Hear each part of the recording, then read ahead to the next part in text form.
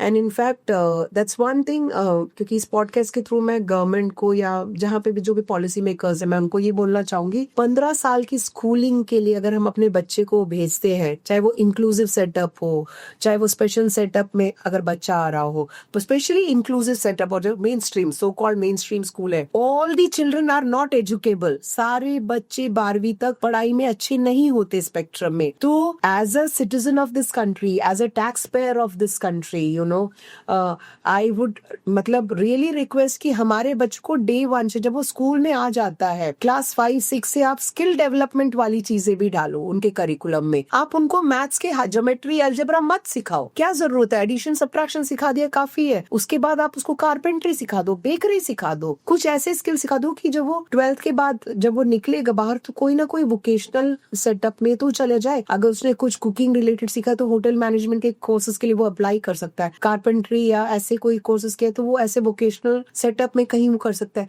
हर बच्चे को मोमबत्ती और लिफाफे तो नहीं बनाने हैं ना। तो ये एक बहुत बड़ा लैग है हमारे एजुकेशन सिस्टम में।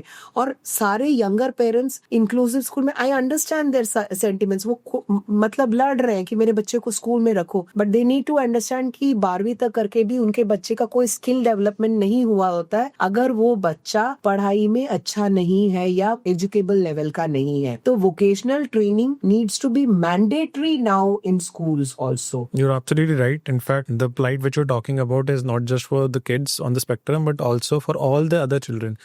In fact, engineers आज की डेट में स्विगी एंड जोमेटो के काम कर रहे हैं। तो आई मीन इंडिया के अंदर अनएम्प्लॉयमेंट की बहुत बड़ी problem, and you know the reason also.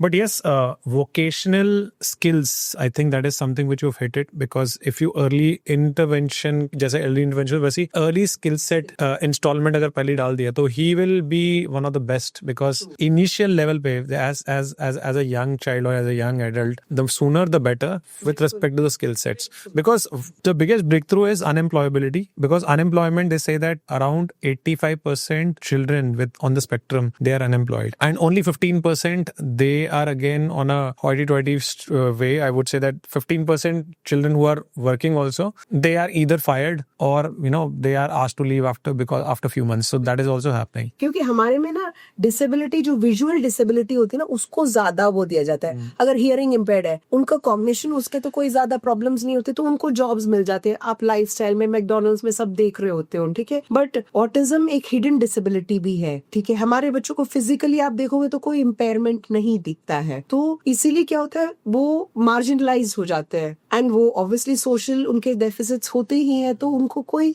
Skill set भी आपने सिखाया नहीं, 12वीं तक करवा भी दिया, एंड आगे क्या? सो एक व्हाट आफ्टर अस सोलोमन, वो तो तुम भी और मैं भी, हम लोग सीख रहे हैं, specially for children like Kartik जो एजुकेबल नहीं है। तो कहाँ पे मैं उसको रखूंगी, यू नो, किस जगह पे, जहाँ पे वो अपने आप को थोड़ा ना कुछ कमाई से ज्यादा सेल्फ एंगेज हो सके, पूरे दिन खाली ना बैठा हो। And that is something seriously I would want the government to do. I want that more than you know any other thing. अगर आपको ये क्लिप अच्छी लगी और आपको और ऐसे क्लिप्स देखने हैं, then do subscribe to the Solo Clips for more such clips.